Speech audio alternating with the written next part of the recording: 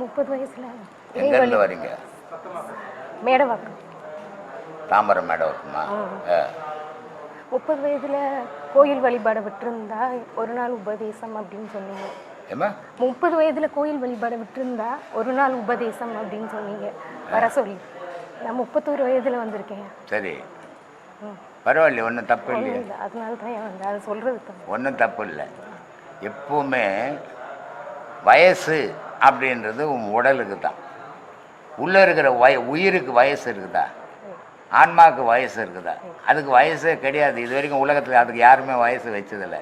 அதுக்கு வயசை வச்சுட்டா கடவுளுக்கு வயசை வச்சுருவோம். அதனால் அதுக்கு வயசு இல்லை, உடலுக்கு தானே வயசு. இது இளமையும் முதுமையும் சேர்ந்தது தான் உடல். ஆனால் உயிருக்கு இளமையும் கிடையாது, முதுமையும் கிடையாது. அதனால் அதுக்கு வயசே கிடையாது. அதனால் எப்போ ஒன்றாலும் நம்மளுடைய மனம் விரும்பிச்சுன்னு சொன்னால் அதை பாதையில் பயணம் பண்ணுறது தவறு இல்லை. ஏன்னா மனம் பல விஷயங்களை விரும்பும். ஆனால் அதை நல்ல விஷயத்துக்கு கொண்டு வர்றது தான் கஷ்டம். ஆனால் அந்த தெய்வ வழியில் கொண்டு வர்றதுக்கு வயசே தேவையில்லைம்மா. எல்லாரும் வரலாம் அந்த பாதையில். இதில் வர்றது பெரிய விஷயம் இல்லை. எல்லாரும் வராங்க, ஆயிரக்கணக்கான லேடிஸ் வர்றாங்க, லட்சக்கணக்கான ஆம்பளைங்க வர்றாங்க. ஆனால் அதை கடைசி வரைக்கும் கடைப்பிடிக்க மாட்டேன்றாங்க. ஒரு பாடம் 2 பாடம் வாங்கிட்டு அதோட யாரை கட்டின்னு போயிடுறாங்க. அந்த மாதிரி போகும்போது அது ஒரு முழுமை பெற முடியாது.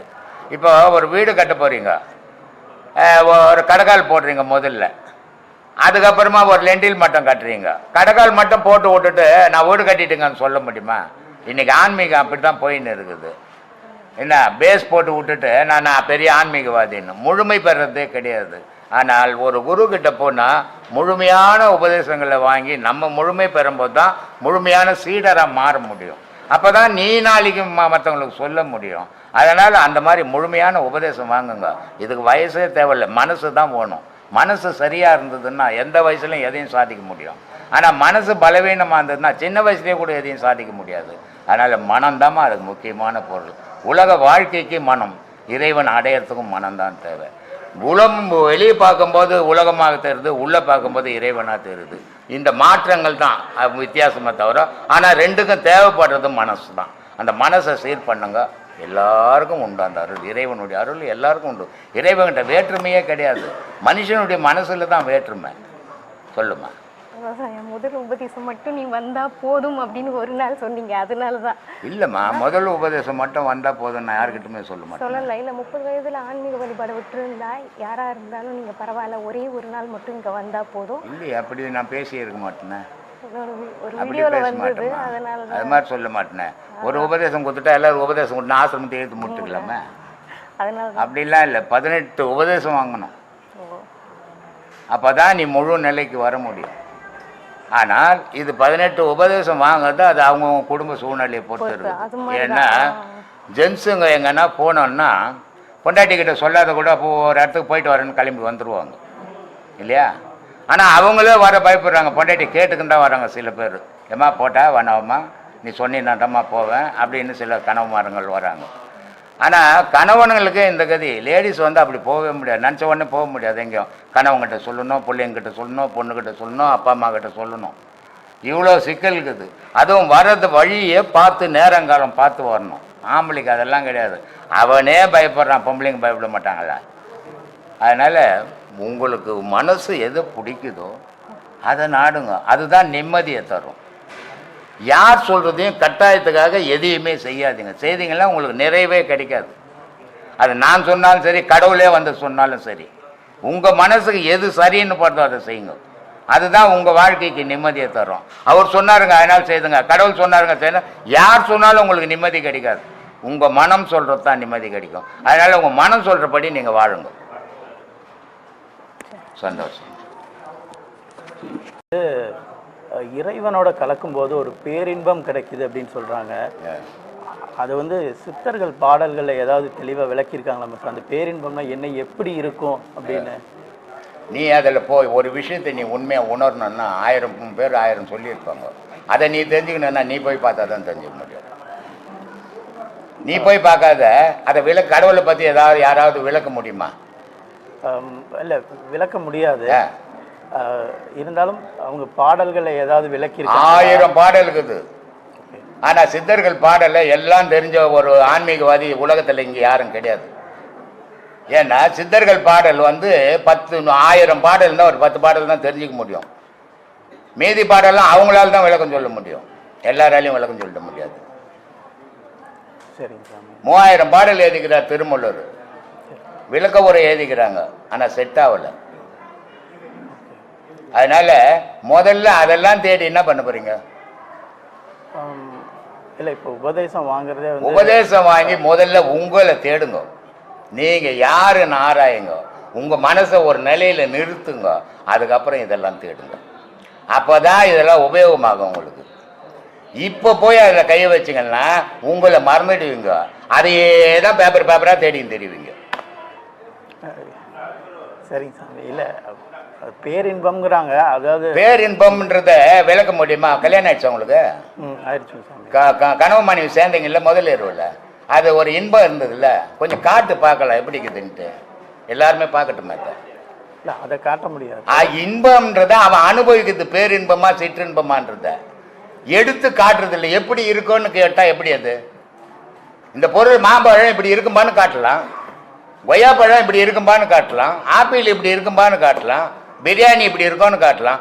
இன்பத்தை போய் எப்படி இருக்கும்னு யாரும் எவனால காட்ட முடியும்? அவன் அனுபவிச்சால் மட்டும்தான் தெரியுமே தவிர மற்றவனுக்கு காட்டுற பொருள் இல்லை அது இன்பம். அதனால அது எப்படி இருக்கும் ஏதா இருக்குன்னு கற்பனைக்கெல்லாம் போகாதீங்க, நீங்க அனுபவிச்சு பாருங்க எதையுமே. அப்பதான் உங்களால உணர முடியும். எவன் சொன்னாலும் கேட்காதீங்க, நீங்க நான் அனுபவிக்கணியா, அதை உண்மையா பொய்யான்னு தெரிஞ்சுக்கினியா அப்படின்னு நீ பயணம் பண்ணு. அப்பதான் உன்னால உணர முடியுமே தவிர அவர் சொன்னாருங்க இப்படி இருக்கனாருங்க இவர் சொன்னாருங்கன்னா எவராலையும் சொல்ல முடியாது. அத்தை கடவுள் எப்படி இருக்கிறாரு? ஜோதி வடிவமா இருக்காரு. யார் சொன்னது உனக்கு? நீ பாத்தியா? நான் பார்க்கல. சொன்னது தானே. ஆன்மா எப்படி இருக்குது? ஆன்மா தான் நீங்க தான் சொல்லியிருக்கீங்க. நான் சொன்னதை விட்டுடுப்பா. நான் பார்த்தது இல்லை. நீ பார்க்கல. நீ முதல்ல அதை பாரு, அப்பதான் அது இதெல்லாம் தெரியும். அதையே பார்க்காது இதெல்லாம் தெரியாது. ஏன்னா அதெல்லாம் பெரிய விஷயம். பேரின்பன்றது பொண்டாட்டி புள்ள சொத்து சொகம் தொழில் எல்லாத்தையும் இழந்தாதான் பேரின்பம் கிடைக்கும். சிற்றின்பம் இங்க வாழும் போதே கிடைக்கும். நீ எதை விரும்புறியோ அதுக்கேற்ற மாதிரி நீ மாறணும். விடுவானா எனக்கு பொண்டாட்டி வானா, இனிமேல் நான் பேரின்பத்தை அடையணும், எனக்கு சொத்து சுகம் எது வேணா எல்லாத்தையும் எழுதி யாருக்கிட்ட கொடுத்துடணும். அப்பதான் பேரின்பத்துக்கிட்ட போக முடியும். பொண்டாட்டி கூட புள்ள கூட அம்மா கூட அப்பா கூட தொழிலில் வாழ்ந்துக்கின்னு பேரின்பம் அடையினா ஒரு போதும் அடையாது, ஏமாத்திக்கணும் ஒன்னா இருக்கலாம். எவன் இந்த கும்பனாலையும் அடைய முடியாது. ஓகே. இப்போ நாங்கள் பாடம் பண்ணுறோம். பாடம் பண்ணின்னு இருக்கும்போது அந்த உணர்வில் இருக்கணும். பாடம் பண்ணுறாங்க, வெளியில் வேலைக்கு போகிறோம். இப்போ இதே இதில் நம்ம வெளியில் கூட அதே உணர்வில் இருக்க முடியுமா, இல்லை அதுலேருந்து வெளியில்? நான் பல வீடியோக்களில் சொல்லியிருக்கிறேன், நீ எங்கே இருக்கிறியோ அங்கே அதுவாக இருக்கணும். ஒரு கோவிலில் போய் சாமி கிட்ட நின்னா நல்ல பக்தனாக இருக்கணும். ஒரு குரு கிட்ட வந்து நின்னா நல்ல சீடனாக இருக்கணும். அப்பா அம்மா கிட்ட போய் நின்னா நல்ல புள்ள பொண்ணாக இருக்கணும். தொழிற்சாலையில் போனால் நல்ல தொழிலாளியாக இருக்கணும். நான் ஆன்மீகத்தில் போகிறேங்கன்னுட்டு வேலை செய்கிறதுல போய் காட்டினேன்னா சம்பளம் கொடுக்க மாட்டோம், வேலை விட்டு ஏற்றிடுவோம். எங்கே இருக்கிறியோ நீ அங்கே அதுவாக மாறிக்கணுமே தவிர எல்லா இடத்துலையும் நீ ஒரே மாதிரி இருந்தீங்கன்னா உன் வாழ்க்கையை நடத்த முடியாது, அது பாதிக்கும் ஒன்று.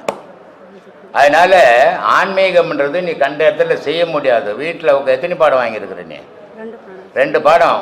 முதல் பாடம் வேணா நீ எங்கன்னா ரோட்டில் கூட செய்துங்களா. 2வது பாடம் அப்படிலாம் செய்ய முடியாது, ஒரு இடத்துல உட்காந்து தான் செய்ய முடியும். அப்போ நீ வீட்டில் தான் செய்ய முடியும், வேலை செய்கிற இடத்துல செய்ய முடியாது. அதனால் அங்கெல்லாம் போய் இதெல்லாம் செய்யக்கூடாது. காலையில் எழுந்தியா 2 மணி நேரம் உட்காந்தியா பாடம் பண்ணியா அதோடு முடிச்சுட்டு சாப்பாடு கிப்பாட்டை செய்து எடுத்துன்னு வேலைக்கு போயிடணும். அங்கே வேலை செய்யிட்டு வந்து வீட்டுக்கு வந்து தான் நீ பாடம் பண்ணுமே தவிர வேலை செய்கிற இடத்துலலாம் இதை காட்டவே கூடாது. 40 வருஷம் நான் ரயில்வேயில் வேலை செய்தேன். நான் யாருன்றது அங்கே தெரியாது, கூப்பிடுவாங்க சாமியாரானிட்டு. ஆனால் அங்கே இது வரைக்கும் நான் எதை பற்றியும் பேசுனதே கிடையாது அங்கே. ஏன்னா இந்த ஒரு பழமொழிக்கு தெரியுமா, இரும்பு அடிக்கிற இடத்துல ஈக்கு என்ன வேலைன்ட்டு. அந்த மாதிரி அது இரும்பு அடிக்கிற இடம். அங்கே போய் அங்கே ஆன்மீகத்துக்கு வேலையே கிடையாது. அதனால் நம்ம எங்கே இருக்கிறோமோ அங்கே நம்ம அதுவாக இருந்தோம்னா நம்மளை பாதிக்காது. ஆனால் எல்லாத்துலேயும் நம்ம ஒரே மாதிரி இருக்கணும்னா பாதிப்பு வரும். அதனால் அந்த மாதிரிலாம் பண்ணாதுங்க. பாடம்ன்றது தெய்வீகம்ன்றது மன அமைதியோடு செய்கிற விஷயம். நீ வேலை செய்கிற இடத்துல நான் அலைச்சலில் போய் அதெல்லாம் செய்யவும் முடியாது, சும்மா கற்பனை அது. அதனால் வீட்டில் உட்காந்து செய்யுங்க. வேலைக்கு போனீங்களா அங்கே வேலை மட்டும் பாருங்கள், வீட்டுக்கு வந்துட்டு தெய்வீகத்தை பாருங்கள். அது மாதிரி செய்தீங்கன்னா உங்களுக்கு பாதிப்பு வராது. அப்புறம் இன்னொன்றுப்பா, இப்போ நாங்கள் அசைவம் சாப்பிட்றதில்ல. இப்போ வீட்டில் பசங்க எல்லாம் சாப்பிட்றாங்க, அவங்க சாப்பிட்டும் போட்டுமே, அது வீட்டில் சமைக்கல. அதனால் உனக்கு ஒன்றும் இல்லைம்மா, நீ சாப்பிடாது, அவ்வளோதான். சமைச்சு கொடுக்கலாம் வீட்டில். சமைச்சு கொடு. வீட்டில் இப்போ வீட்டுக்காரு டெய்லி 1 கிலோ கறி சாப்பிடுவார். பொண்டாட்டி உபதேசம் வாங்கி நான் சுத்தமாக இருக்கணும்னு சொல்லும். அவர் வெள்ளிக்கிழமை கூட சாப்பிடுவார். செய்து கொடுக்கலாம், அடி தட்டில் தான் ஆகும். அவருக்கு ஆக்கி போட்டுட்டு நீ பாட்டு போய் பாடத்தில் உட்காந்துரு. நீ ஏன் அதை நினைக்கிற?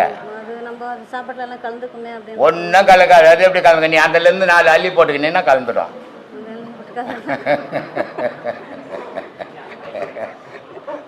அதனால அதெல்லாம் கலக்காது. அவங்களுக்கு எங்கள் வீட்டில் கூட சாப்பிடுவாங்க. எங்கள் வீட்டில் ஆம்பளைங்க யாருமே சாப்பிட மாட்டாங்க. ஏன்னா எல்லாரும் உபதேசம் வாங்கியிருக்கிறாங்க. லேடிஸுங்க சாப்பிடுவாங்க. அதனால எனக்கு ஒன்றும் பாதிப்பு கிடையாது. நீ எத்தனை சாப்பிட்டு போ, எனக்கு என்ன போச்சு? நல்லதான் நான் சொல்கிறேன். எடுத்துக்கல போ. நீ அதை பற்றியே கவலைப்படாது. நீ சாப்பிடாது இரு. ஊரெல்லாம் உத்தமனா ஆக்கலாம்னு நினைக்காது. நீ உத்தமனா இரு, அவ்வளோதான் சொல்லுவேன். ஆன்மீகம்ன்றது இல்லறத்தில் இருந்து நம்ம அனுபவிக்கிறதுக்கும் துறவரத்தில் இருந்து ஆன்மீகமாக நம்ம இருக்கிறதுக்கும் என்ன மாதிரி வித்தியாசங்கள்? இல்லறன்னா என்ன, துறவரன்னா என்ன? இல்லறம்ன்றது நம்ம குடும்பத்தோட எல்லாம் இதுவாக இருக்கிறது. துறவரம்ன்றது நம்ம எல்லாத்தையும் திறந்துட்டு இருக்குது. அதுதான் எங்கள் ஞானத்துக்கு தெரிஞ்ச அளவுக்கு. எல்லாத்தையும் திறந்துட்டா பணம் தான் இருக்கும். எல்லாம் திறந்தாச்சுன்னா பணம் தானே இருக்கும். எதையும் யாராலையும் திறக்க முடியாது. இது வரைக்கும் ஒரு துறவியும் வந்ததும் கிடையாது. பட்டினத்தாரியே நான் துறவின்னு சொல்கிறது கிடையாது. ஏன்னா இப்போ எங்கள் வீட்டில் பதார்த்தம் செய்கிறாங்க. உருளைக்கிழங்கு செய்தால் எனக்கு வாய்வு. அதனால் நான் சொல்லுவேன், உருளைக்கிழங்கு இனிமேல் வீட்டில் செய்யாதீங்க. நீ இது துறவா? அதை சாப்பிட்றது இல்லை. துறவா இல்லை, மற்றதை சாப்பிட்டு தானே இருக்கிறான். இது மாதிரி துறவி ரொம்ப பேர் ஏமாத்தின்னு உட்காந்துக்கிறாங்க. நமக்கு வேணும் அந்த வேலை. எதையும் எவனாலையும் துறக்கவே முடியாது. எதையோ ஒன்று பிடிச்சின்னு தெரியுவான் ஒருத்தன். எல்லாத்தையும் துறந்தவன் போன வண்டி தான். அதுக்கு எதுவுமே கிடையாது. ஒச்சை நகடம் இங்கே கிடக்கும். என்ன துறவின்னு ஒருத்தன் கிடையாது. எதையுமே இருந்த இடத்துலேருந்து சாதிக்கணுமே தவிர ஓடி போய் நீ பொண்டாட்டி புள்ளுக்குள்ளலாம் கட்டிட்டு சோறு போட முடியலன்ட்டு நான் துறவியாக போகிறேன் எங்கன்னா போய் உட்காந்துக்கின்னு கடவுளை தேடுறேன்னு முடியுமா? ஒரு போதும் தேட முடியாது. என்கிட்ட ஒரு டீ கடைக்கு போனோம், டீ சாப்பிடும். நான் என் சீடருங்கெல்லாம் ஒரு 4 பேர் சேர்ந்து போனோம். அந்த டீ கடைக்காரனுக்கு நான் இந்த மாதிரி குருவு 4 எல்லாருக்கும் உபதேசம் கொடுக்குறேன்னு தெரியும். அவனுடைய ஃப்ரெண்டு ஒருத்தன் உட்காந்துன்னுக்கிறான். அவங்ககிட்ட சொன்னாம்பழுது இவருக்கெல்லாம் குருன்ட்டு. எனக்கு அவன் யாருன்னு தெரியாது, நான் யாருன்னு அவனுக்கு தெரியாது. அவன் நேராக என்கிட்ட வந்தான். சாமி நான் இமயமலைக்கு போகிறேன்னா. போப்பான்னு. நீ இமயமலைக்கு போ, உன் பொண்டாட்டி அவனையாவது இட்டுன்னு போட்டோன்னா. எதுக்குடா இமயமலை போன? என்ன சிவபெருமானி போன வந்தா உட்காந்துங்கிறாரா? லட்சக்கணக்கில் உட்காந்துங்கிறான். அவனே உன்னை கடவுளை பார்க்கல, நீ இமயமலை போனா உன்னை கடவுளை பாபான்னு உன்னை வருஷம் வச்சு கூப்பிட்டுங்கிறாரு. இங்கே ஒதுக்கிற பொண்டாட்டி சோறு போட முடியல, தண்ணி குடும்பத்தை காப்பாற்ற முடியல, ஓடி போகலான்னு ஓடி போற. இது பேருக்கு துறவியா? துறவின்றது இந்த இடத்துலயே பொண்டாட்டி செத்து போட்டான்னு இருக்கணும்டா. அதான்டா துறவி. ஓடி போறதில்லை துறவி. எந்த இடத்துல இருக்கிற ஒரு பெரிய மாளிகை இந்த வீடு இருந்ததுன்னா கூட இந்த வீடு எந்த யாருன்னா ஒன்னா எடுத்துக்கணும். அதான் துறவி. என் புள்ள இருக்குது, இது என் புள்ள நினைக்காத துறவியா இருக்கணும். அங்கேயே விட்டுட்டு ஓடு போறது துறவியில், அது பயம். அதனால இல்லறத்திலிருந்து சாதிக்கணும். உண்மையா சாதிக்கிறவனுக்கு அதுதான் சரி. ஆனால் அந்த போலி வேஷம் போடுறவனுக்கு காவி கீவி மாட்டிக்கின்னு தெருவெல்லாம் இது மாதிரி உத்ராட்சங்கள்லாம் கட்டிக்கின்னு நிறைய உத்ராட்சம் கட்டின உடனே ஒன்றும் சிவபெருமான் அந்த உச்சந்தல்ல உட்காந்து இந்த மாதிரி சில பேர் சுற்றி நிற்கிறது. ஏன்னா இதெல்லாம் ஒரு அடையாளங்கள். நான் கடவுள் பக்தருங்க உத்ராட்சம் போட்டுக்கணும். அது ஒரு கொட்டை, மாங்கொட்டை ஒன்று 4 கட்டி விட்டுக்கணும், இன்னும் நல்லா பெருசு பெருசாக இருக்கும். இதெல்லாம் அடுத்தவனுக்கு அடையாளம் காட்டின்னு தெரிகிற வேலை. நீ போனீன்னா உண்மையாக யாருன்னு தெரியக்கூடாது. இப்போ இல்லை, இப்போ நீ என்ன பண்ணுவ? என்ன யாருமே அடையாளம் தெரியக்கூடாது, நீ மட்டும் தாடி வச்சுக்கிட்டு கொட்டை வச்சுக்கிறியன்னு சொல்லுவேன். கேட்ப? இல்லை இல்லை கேட்ப. மனசில் வருது, அதான் இங்கே சொல்லுத வருது. ஆனால் நான் ஏன் வச்சுக்கிறேன்னா இவ்வளோ பேரில் நான் வேறுபட்டு இருக்கணும், அதுக்காக இதை வச்சுக்கிறான். ஏன்னா கடவுளுக்கும் இந்த மயிருக்கும் சம்பந்தமே கிடையாது. கடவுளுக்கும் மனசுக்கும் தான் சம்பந்தம், கடவுளுக்கும் கொட்டைக்கும் சம்பந்தம் கிடையாது. அதனால கடவுளை எப்பவுமே இருந்த இடத்துல தேடணுமே தவிர ஓடி போய் தேடுறான்னா அவன் குடும்பத்தை நடத்த முடியாது, பயந்து ஓடுறான். 3 விஷயம் தான் இருக்குது. ஒன்று கடன் வாங்கி கொண்டு கொடுக்க முடியாது, ஓடி போகணும். இல்லை பொண்டாட்டி புள்ள குட்டிங்க தொல்லை உதப்பட்டு சாக முடியாமல் ஓடி போகணும், இல்லை ஏன்னா கிரிமினல் வேலை செய்யிட்டு ஓடி போகணும். இவன் தான் கடவுளை தேடி ஓடி போகிறேன்னு ஓடுவான். நல்ல ஆன்மீகவாதி ஓட மாட்டான்பா. சொல்லுப்பா. ரொம்ப சந்தோஷம். போயிட்டோம். இதில் உள்ள என்னுடைய சீடர்களும் உலகம் ஃபுல்லாக பரவியிருக்கும் என்னுடைய பக்தர்களும் இளைய சமுதாயம் என் மேலே வச்சிருக்கிற நம்பிக்கையும் என் மேலே வச்சிருக்கிற பற்றுக்கும் பிரம்மசூத்திர குழு சார்பிலையும் என்னுடைய சார்பிலையும் எல்லோருக்கும் ஆத்ம வணக்கம். இந்த பாடம் ஏன் நடத்துகிறோம்? ஏதோ ஜனங்க வராங்க, சரி உபதேசம் வாங்குறாங்க, போகிறாங்க அப்படின்னு போகலாம். ஆனால் இங்கே அந்த மாதிரி இது வரைக்கும் நடக்கலை. நானும் இதை 40 வருஷமாக நடத்தின்னுக்கிறேன். இங்கே ஆசிரமம் ஒரு 15 வருஷமாக நடத்தின்னுக்கிறேன். இந்த 15 வருஷமாகவும் நான் இங்கே என்ன செய்கிறேன்றதை இன்றைக்கி சொல்கிறேன். எப்போவுமே ஒரு தெய்வீக வழியில் ஒரு மனுஷன் போனோன்னா அவன் முதல்ல தெய்வத்தை பற்றி தெரிஞ்சுக்கணும். ரெண்டாவது அவன் மனசில் இருக்கிற சந்தேகம் போகணும். அப்போ தான் தெய்வ வழிபாடு பண்ண முடியும்.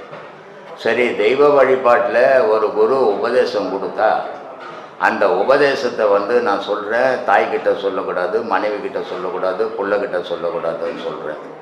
இதை சில பேர் என்ன நினைக்கிறாங்க, ஒரு பெருமையாக நினச்சிக்கிறாங்க. ஒரு உபதேசம் வாங்கிட்டு ஊரெல்லாம் போய் சொல்கிறது அது பெரிய தவறு. அப்படி சொன்னீங்கன்னா நீங்கள் செய்கிற விஷயம் உங்களுக்கே பலிக்காமல் போயிடும். நீங்கள் பேச வேண்டியது அதில் கிடைக்கிற அனுபவங்கள் குருவும் சீடனும் கலந்து பேசிக்கணுமே தவிர மற்ற யாருக்கிட்டுமே இந்த விஷயத்தை நான் உபதேசம் வாங்கிக்கிறேன்னே சொல்லக்கூடாது.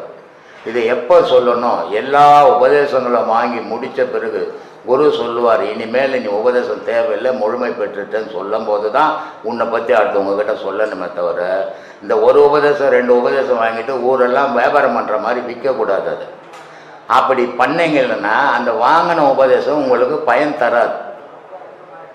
இதை எதுக்காக இப்படி பண்ணின்னுக்கிறேன்? அதே நேரத்தில் உபதேசம் கொடுத்த உடனே எங்கன்னா போய் சாப்பிட்டுக்கிட்டோன்னு சாப்பிடக்கூடாது. இங்கே உபதேசம் வாங்கின உடனே முதல்ல வயிறார சாப்பாடு போடணும். இது அடிப்படையாக நான் 40 வருஷமாகவும் பண்ணின்னு இருக்கிறேன். காலையில் டிஃபன், டீ, காஃபி, மத்தியானம் சாப்பாடு, நைட்டு சாயந்தரம் தங்குறவங்களும் டிஃபன். இந்த மாதிரி தொடர்ச்சியாக இவ்வளோ நாள் பண்ணுறோம். ஏன்னா ஒரு தெய்வ வழிபாடை நடத்திட்டு அதை தெரிஞ்சுக்கின்னு அவன் வயிறு எரிஞ்சு போகவே கூடாது. எங்கன்னா போய் சாப்பிட்டுக்கிட்டோம் எப்படின்னா போட்டோன்னு போகக்கூடாது. இது இங்கே காடு. இது இங்கே ஒரு டீ கடை கிடையாது, ஒரு ஹோட்டல் கிடையாது. அப்போது வரவங்க நம்மளை நம்பி வராங்க. நம்ம அவங்களுக்கு என்ன தேவையோ அவங்க மன நிறைவோடு போகணும். இங்கே வந்தாங்கன்னா இது ஒரு ஆசிரமம், இது ஒரு உபதேசம் அப்படின்ற எண்ணத்தை மறந்து நம்ம ஒரு தாய் வீட்டுக்கு போய் வர மாதிரி வரோம் அப்படின்ற நினைவோடு அவங்க வீட்டுக்கு போகணும். அதுதான் என்னுடைய ஆசை. அதனால தான் இவ்வளோ காலமாகவும் இப்படி செய்துன்னு இருக்கிறேன். நான் செலவை பற்றி யோசித்ததே கிடையாது இது வரைக்கும்.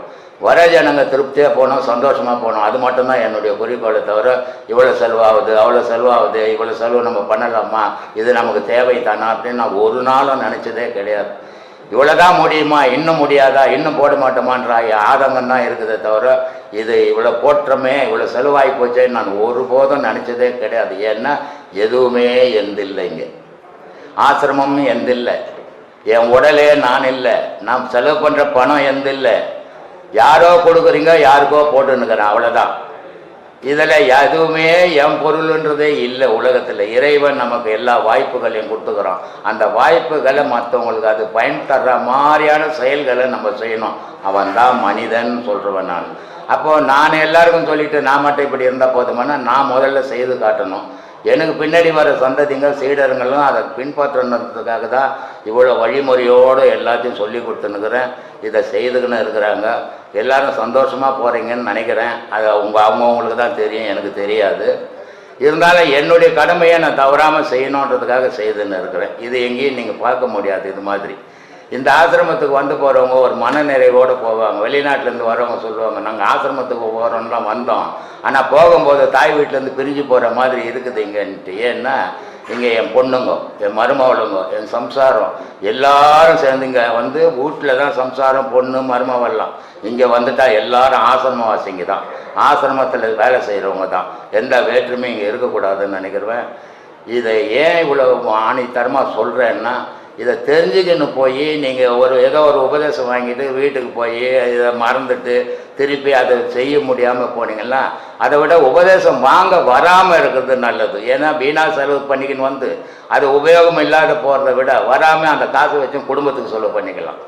ஆனால் இதை கஷ்டப்பட்டு வாங்கிட்டீங்கன்னா அதை வாழ்நாள் முழுவதும் உங்கள் உடலில் உயிர் இருக்கிற வரைக்கும் செய்யணும். அதுதான் உடல் பற்ற மறக்கணும், உயிர் பற்ற உண்டாக்கணும். அதுதான் இந்த கலையினுடைய அம்சமே. அதனால தான் இதெல்லாம் சொல்கிறேன். முறையோடு செய்வீங்கன்னு நினைக்கிறேன், நம்பிக்கையோடு சொல்கிறேன். வணக்கம், நன்றி. பார்ப்பேன் நான் சாய் தர்மா டிவியில்.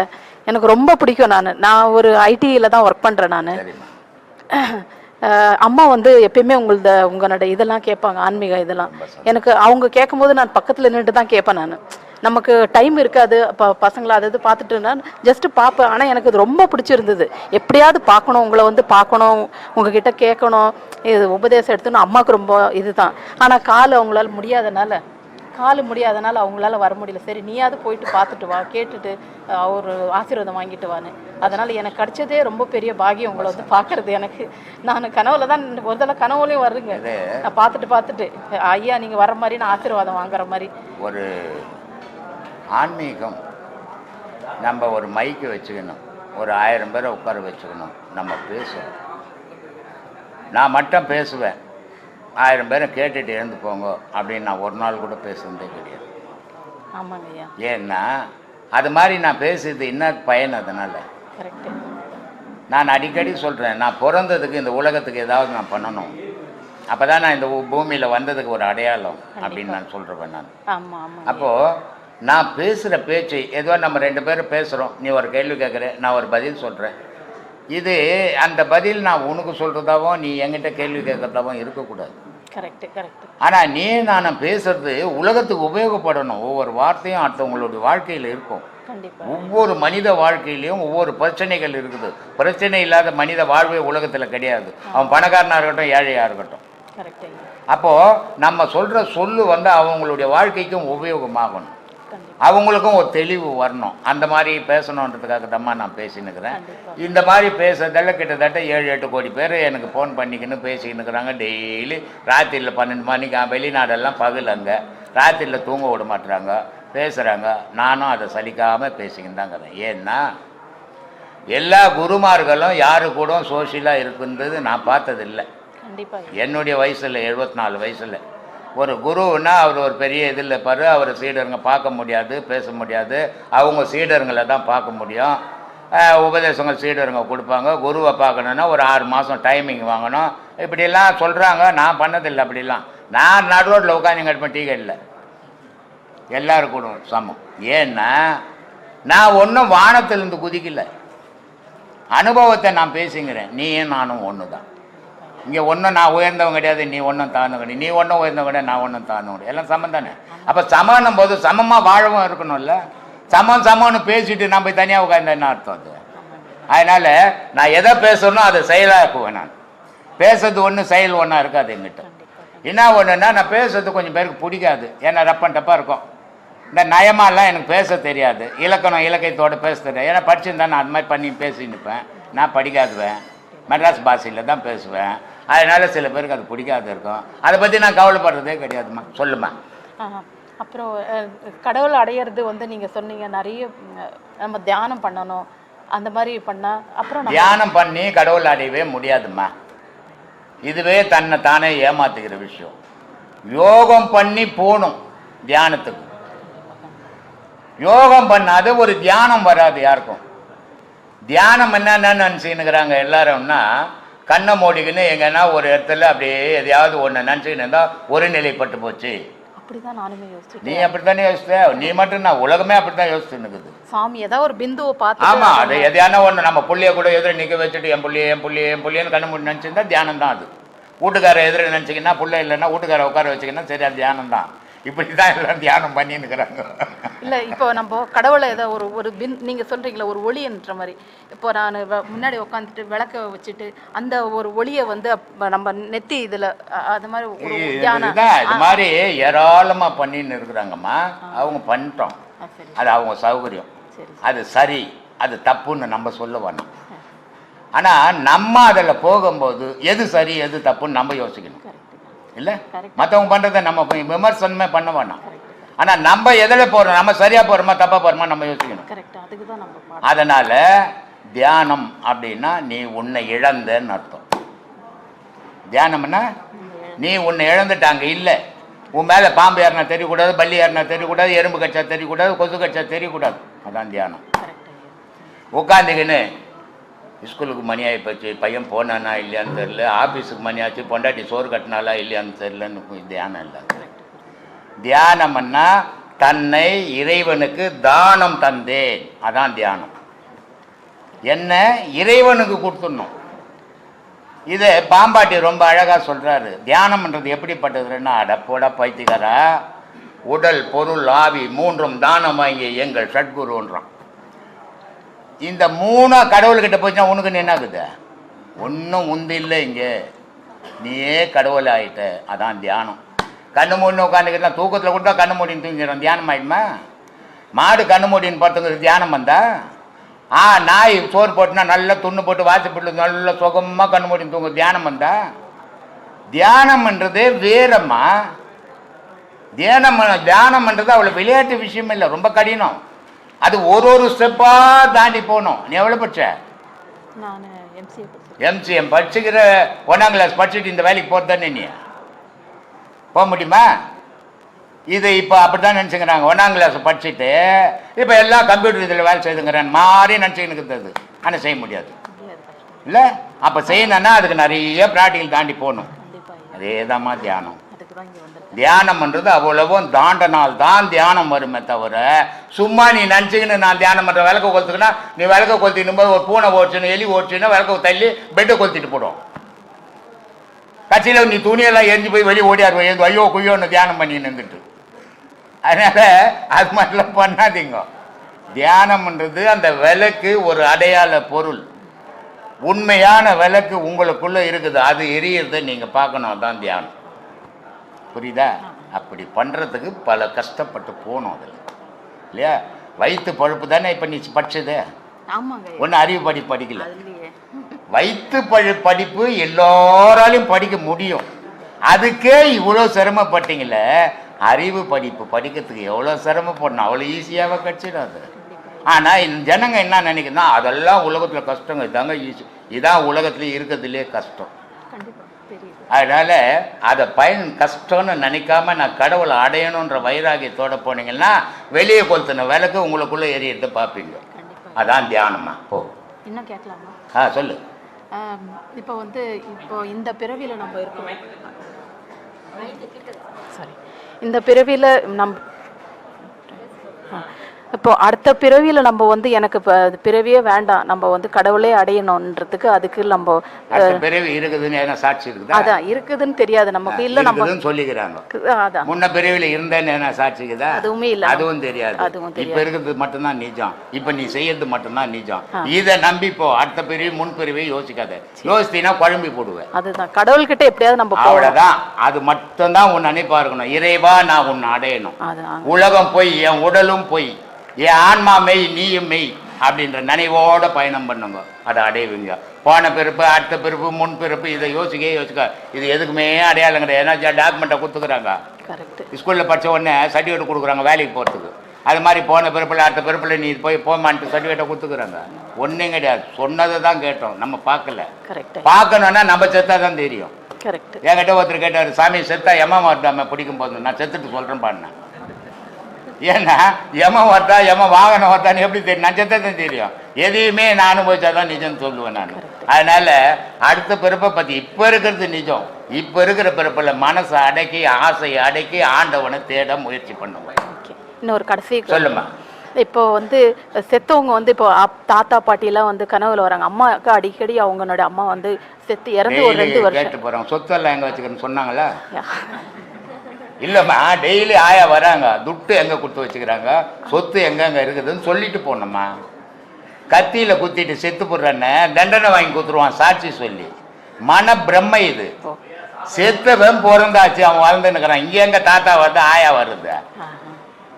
நான் கூட எங்கள் அப்பா வருவாரான்னு 40 வருஷமாக தேடுறேம்மா, கிடைக்கலம்மா எங்கள் அப்பாவை. தேடி தேடி பார்க்குற ஒரு நாள் கனவுல கூட வர மாட்டோம் அந்த இல்லை. ஆனால் உங்கள் ஆயா டெய்லி வராங்க பாரு. ஏன்பா 2 வருஷமாக வந்திருக்கிறேங்க. இன்னைக்கு நம்ம என்னோட உபதேசம் வாங்கின ஒருத்தர் வந்து பிரம்மசூத்திர குழு என்னன்னு கேட்டார். நானே முழிச்சிட்டேன். ஆனால் ஏற்கனவே அப்பா சொல்லி நான் கேட்டிருக்கிறேன், தெரிஞ்சுன்னு இருக்கேன், அது மறந்துட்டேன், அவர் சொல்ல முடியல. ஐயா, பிரம்மசூத்திர குழு அப்படின்ற பேர் எதுக்கு வந்தது, அதனுடைய விளக்கம்? பிரம்மன்னா உயிருப்பா, பரபிரம்மன்னா கடவுளுப்பா. ஆனால் மனிதனுக்குள்ள கண்ணால் கண்டதெல்லாம் அடையாளம் தான். ஆனால் அவனுக்குள்ள ஒரு உயிரை அவன் அடையாளம் கண்டானா? ஒரு நாளாவது கண்டு இருக்கிறானா? அதனால் அந்த உயிர் இல்லைன்னா இவன் இருப்பானா? அப்போ இருக்குது. அதனால தான் நான் சொல்கிறது, இல்லாத ஒன்று இருந்து கொண்டு ஏக்கி கொண்டு ஏங்குவது எதுவோ அதுவே கடவுள்னு இதை தான் நான் சொல்லி கொடுத்துருந்தேன். அப்போது பிரம்மசூத்திரம் அப்படின்னா ஒரு மனிதனுக்குள்ள உயிர் இருக்குது. ஆனால் அது எப்படி இருக்குதுன்னா ரகசியமாக இருக்குது. சூத்திரம்னா ரகசியம், பிரம்மம்னா உயிர்னு அர்த்தம். அப்போ அது ரகசியமாக இருக்குது. அதை பற்றி தெரிஞ்சுக்கிற இடம்தான் இது. அதனால் பிரம்மசூத்திர குழு, ராஜயோக பாடசாலை. ராஜயோகம்னா ஒரு ஊருக்கு ஒரு ராஜா இருப்பார். அந்த ஊரில் இருக்கிற மக்களுக்கெல்லாம் அந்த ராஜா தான் துணை புரிவார், அந்த ராஜா தான் உதவி பண்ணுவார், அந்த ராஜாவால் தான் அந்த ஊர் மக்கள் வாழ்வாங்க. அதே மாதிரி இந்த உடலுன்ற உடலில், இந்த ஊருன்ற உடலில் உயிரென்ற ராஜா இருக்கிறாரு. அந்த உயிரென்ற ராஜா இருக்கிறதெல்லாம் இந்த உடலுக்கு தேவையானதெல்லாம் கட்சின்னு இருக்குது. அதனால் இது ராஜயோகம். இந்த உடலுக்குள்ளே இருக்கிற ராஜாவாக இருக்கிற உயிரை நீ உனக்கு அறிய வைக்கிற இடம்தான் இந்த ராஜயோக பிரம்மசூத்திர குழு, ராஜயோக பாடசாலை. ஐயா, இன்னொரு சின்ன சந்தேகம், சத்து சித்து ஆனந்தம் அப்படின்னா என்னங்க ஐயா?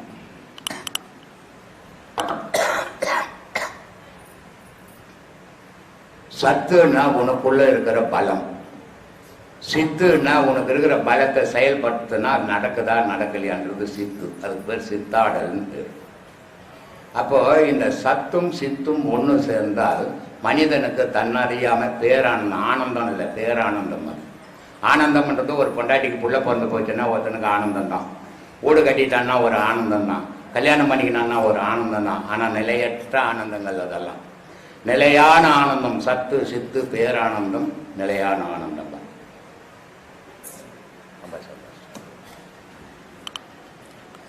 ஏன் அப்பப்போ போட்டுடுற, அப்பப்போ எடுத்துக்கிறேன். பயமா இருக்கு. உங்கள் பக்கத்தில் வந்து உட்கார்றதுக்கு கொஞ்சம் நான் என்ன ஆச்சரியம் இருந்ததுங்க.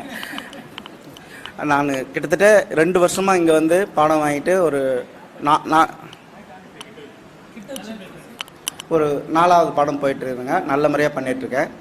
ஒரு 2 வருஷத்துக்கு முன்னே இங்கே வருவதற்கு முன்னாடி ஒரு சின்ன ஒரு சம்பவம் ஒன்று யூடியூப் சேனல் மூலயமா நான் பார்த்து அதை இது பண்ணியிருக்கேன்.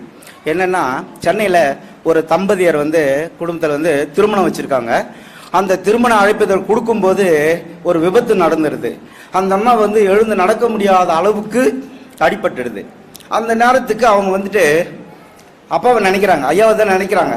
இந்த மாதிரி ஆயிடுச்சு, இந்த திருமணம் நல்லபடியாக நடக்குமா அப்படின்ற மாதிரி அவங்க வேதனைப்படும்போது அப்பா வந்து அவங்க வீட்டில் போய் நிற்கிறாரு. நான் நினச்சி ஒரு 5 நிமிஷத்தில் அடுத்த நிமிஷத்துலேயே அப்பா வந்து அந்த இடத்துல போயிட்டு, உங்களுக்கு நல்லா ஆகிடும், 10 நல்ல உடல் நலம்னு ஆகிடுவீங்க, இந்த திருமணம் நல்லா இனிதாக நல்லா நடக்கும். அந்த ஒரு நிகழ்வு வந்து என் மனசு ரொம்ப ஈர்த்துச்சுங்க. அது வந்து இந்த நேரம் எதுக்கு சொல்ல வரேன்னா, எல்லோரும் வந்து ஐயா சொல்கிற இது கேட்டு நாம் வந்து அவர் வழி நடப்போம் அப்படின்றதுனால, அதாவது உண்மையாக நாம் வந்து அதை வந்து இது பண்ணோமாக்கா நமக்கு நல்ல பலன் கிடைக்கும்ன்றதை சொல்லி என்னுடைய உரையை முடித்துக் கொள்கிறேன். நன்றி, வணக்கம், ஆத்மா வணக்கம். இன்னைக்கு மைசூர்லேருந்து சினிமா டைரக்டருங்க வந்திருந்தாங்க. Cinema director, music director, producer 3 பேரும் வந்திருந்தாங்க. ஆனால் நான் இந்த ஆசிரமத்துக்கு இவங்க வருவாங்க, பெரிய ஆள் வருவாங்க, சின்ன ஆள் வருவாங்க, பெரிய ஆள் இன்னும் அந்த ஆசிரமம் திறக்கணும், அதெல்லாம் எனக்கு கிடையாது, அதெல்லாம் எனக்கு தேவையும் கிடையாது. நான் நம்புறது கடவுளை மட்டும்தான். ஆனால் என்னுடைய செயலை பார்த்துட்டு அவங்க எத்தனையோ அவங்க அறிவாளிகளை சந்திச்சிருப்பாங்க. ஏன்னா அவங்க சினிமா துறையிலையும் மியூசிக் துறையிலைங்கிறாங்க. டிஎம்எஸ், சுஷீலா, எல்லாரீஸ்வரி, ஜானகிம்மா, இந்த மாதிரி பல பெரிய பெரிய பாடகரங்களை வச்சு அவர் இசையமைச்சிருக்கிறாங்க. அப்படிப்பட்டவங்க எவ்வளோ பேர் சந்திச்சிருப்பாங்க அவங்க வாழ்க்கையில். ஆனால் இவ்வளோ பேரையும் சந்தித்தவங்க என்னையும் சந்திக்கணும்னு ஒரு ஆசை வந்து இன்றைக்கி காலையில் இங்கே வந்து எனக்கு பொன்னாடெல்லாம் போட்டு மாலையெல்லாம் போட்டு அவங்க ஆசீர்வாதம் வாங்கிக்கின்னு அவங்க பேசுனாங்க. என்னை பற்றி பாடல்கள் எழுதி ரெக்கார்ட் பண்ணணும் சாமி அப்படின்னாங்க. தாராளமாக பண்ணிங்கப்பா, நான் யாருக்கும் தடையாக இருக்கிறதே இல்லை அப்படின்ட்டேன். அதனால் இன்றைக்கி அவங்க பண்ணுறேன்னு போயிருக்காங்க. அவ்வளோ பெரிய ஆளுங்க, எத்தனையோ ஆசிரமங்கள் இருக்குது, எத்தனையோ சாமியாருங்க இருக்கிறாங்க.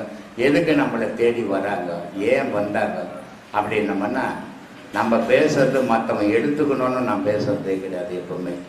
ஏன்னா மற்றவன் எடுத்துக்கணும்னு நான் பேசுறேன்னா நான் 1000 பொய் பேச ஆரம்பிச்சிடுவேன். நான் பேசுறத பேசுவேன், நீ எடுக்கலன்னா போய் எனக்கு என்ன நஷ்டம் அதனால் அப்படின்ட்டு போகிறவன் உண்மையை மட்டும் சொல்லுவேன். அந்த உண்மை தான் இன்றைக்கி இவ்வளோ தூரம் உலகமெல்லாம் கடவுளாக கொண்டாடின்னு இருக்கிறாங்க. இன்றைக்கி இங்கேருந்தும் பெரிய பெரிய ஆளுங்கள்லாம் இங்கே வந்துன்னு இருக்கிறாங்க.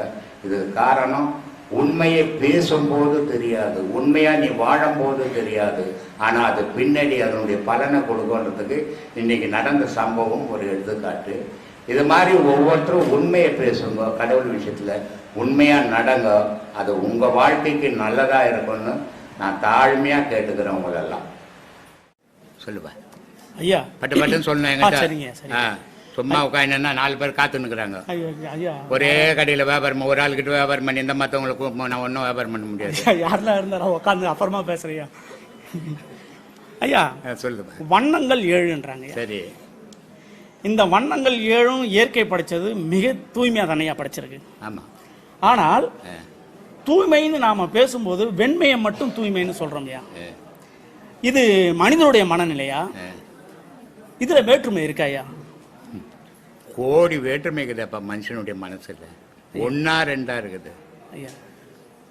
1 2பா, 1 2 இல்லை, கோடி வேற்றுமை இருக்குது. அதுக்கு தான் நம்ம ஆளு ரொம்ப அழகா சொன்னான். அழகான பொண்டாட்டி வீட்டில் இருந்தாங்களும் குரங்கு மாதிரி கூத்தேற பார்த்துன்னுக்கிறான். பழமொழி சொல்லி சொன்னான்ல, கிளி மாதிரி பொண்டாட்டி இருக்கும், குரங்கு மாதிரி ஒருத்தர். அதெல்லாம் வேணா, நம்மளுக்கு என்னத்துக்கு வீண் பம்பெல்லாம் வச்சுட்டு போவாத நீ அப்படின்னு சொன்னான். அப்போ இவனுடைய மனநிலை எதை தாண்டி போகுது, இவன் எதையெல்லாம் பார்த்துட்டானோ அதையெல்லாம் அவனுக்கு பெருசா தெரியல, எதையெல்லாம் இவன் பார்க்கலையோ அதெல்லாம் பெருசா தெரியுது. அப்போ இந்த 7 நிறங்களை மனிதன் பயன்படுத்தினுக்கிறான், 6 நிறங்களை. மீதி ஒரு நிறத்தையும் பயன்படுத்துறதே இல்லை. அதை இங்கே தான் பயன்படுத்துறாங்க, வெள்ளாடை கட்டினா தாங்க வரணும்ட்டு இல்லையா? அப்போ இப்போ கடைக்கு போனீங்கன்னா வெள்ளை புடவை எடுத்து யாருன்னா போடுவான், ஜவுளி கையில் பார்ப்பா நல்லா இருக்குதான்ட்டு போட மாட்டேன், கலர் புடவை தான் போடுவான். ஏன்? அது அவங்கள வசீகரம் பண்ணுது, கவர்ச்சி இருக்குது. கவர்ச்சியில தான் காலம் போயினுக்குது. அதனால இந்த நிறங்கள் எல்லாம் பூக்கள் தலையில வைக்கிறது, வெள்ளைப்பூ வைக்கிறாங்களா? வைக்க மாட்டாங்க. மல்லி வைக்கிறாங்க. ஏமா மல்லி அது வாசனைக்கு வைக்கிறது. மீதி ரோஜா கிஜா எல்லாம் கலர் கலரா வச்சுப்பாங்க. அதெல்லாம் பூ வைக்கிறது கலர் கலரா இல்லாத கலர் கலரா அந்த பூக்கு ஏற்ற பனின்னு, அந்த பூக்கு ஏற்ற பதாவணி, பூக்கு ஏற்ற பவுடரு, பூக்கு ஏற்ற நெப்போ, இப்படி எல்லாம் மாத்திக்கிறாங்க. ஆனால் இந்த வெண்மைன்றது இயற்கை, மீதி எல்லாம் செயற்கை. கடல் நீர் இருக்குது இல்ல, அது வெண்மையா? அதுக்கு நிறம்னு சொல்ல முடியல. என்ன அது? அது இப்ப தண்ணி வர்றது குழால, அது வெண்மையா? இல்லையா? அப்ப வெண்மைன்றது எது? எது? என்னப்பா தண்ணி வெள்ளையா இல்லையாப்பா? ஆமா, தண்ணி எங்க வெள்ளையாகுது? அது கண்ணாடி மாதிரி இல்ல. அது ரெண்டாவது அது எதுல சேர்த்தாலும் அந்த நிறமா மாறி. அது சேர்க்கும் போது வேற கதை. அதை நீ நேரடியா பார்க்கும் போது கண்ணாடி மாதிரி தான் இருக்குது. ஆமாயா. அது எப்படி வெள்ளைன்னுவேன்? வெள்ளைன்னு சொல்ல முடியும். கடல் நீரை கையில எடுத்தீங்கன்னா கண்ணாடி மாதிரி தான் இருக்குது. அது எப்படி வெள்ளைன்னுவேன்? ஆனா நம்ம தண்ணி எல்லாம் வெள்ளம் தான் சொல்றோம். ஆமாயா. இல்ல? ஆமாயா. பால் இருக்குது தெரியுமா, அது வெண்மையா? வெண்மையா? வெண்மைன்னு சொல்லிக்கிறோம். இந்த மாதிரி நீயா சொல்லிக்கினா எத்தவனா சொல்ல, கருப்பை கூட வெண்மைன்னு விடுவேன் நீ, நான் ஒத்துக்கணுமா? அதான் குழப்பமா இருக்கியா? இந்த 7 நிறங்கள் கண்ணில் உண்டு. இந்த 7 நிறங்கள் இயற்கையான நிறங்கள் மனிதனுடைய கண்ணில் உண்டு. அந்த 7 நிறங்கள் வில்லு வளையம், வானவில், அதில் வரும் 7 வளையம், 7 நிறங்கள். இந்த 7 திரையை நீக்கினா தான் இறைவனை நீ அடைய முடியும். இந்த 7 நிறங்களையும் தாண்டிடணும் நீ. அதனால சொன்னான் மூலாதாரம், சூதிஷ்டானம், மணிப்பூரகம், அநாகதம், விசித்தி, ஆக்ஞை, சகசிராமம். இந்த 7ஐயும் கடந்தா தாண்ட கடவுளை பார்க்கணும். அப்போ இந்த 7ன்றது மாறுபட்டுக்கினே இருக்கணும். அப்போ எதுவும் இல்லை என்று நின்னா தான் கடவுள் தெரிவான். ஏதோ ஒன்று இருக்குதுன்னா கடவுள் இல்லை. ஏன்னா கடவுள் இருக்குதுன்னாவே நீ தனியாயிடுற, கடவுள் தனியாகி போகுது. புரியுதா? அப்போ கடவுள் இல்லை, நான் இல்லை அப்படின்னும் போது அங்க எதுவுமே இல்லை. அதான் கடவுள் வழிபாடு. புரிஞ்சுதா? இவ்வளவு சிக்கலுக்கு சாமி சும்மா இல்ல. இப்ப ஐயா சொன்ன தத்துவம் தான் வடலூர் வள்ளலார் 7 திரை போட்டு அதை நீக்கிட்டு பார்த்தாதான் பேரொளி தெரியும் அப்படின்னு ஜோதி ஏத்தி காட்டினார். சிறப்பான விளக்கையா. எல்லாத்தையும் அப்படித்தான் சொல்லிங்கிறேன். கேட்டுட்டு போய் அப்புறம் அந்த ரோட்ல வண்ணார்பேட்டில் போய் சொல்றேன் அந்த ஆளுக்கு என்ன தேர்ந்து காரணமா நான் தான் சொல்லி கொடுத்துங்கிறேன். ஐயா அப்படிலாம் சொன்னா வீணா போயிருவேன் நாடு.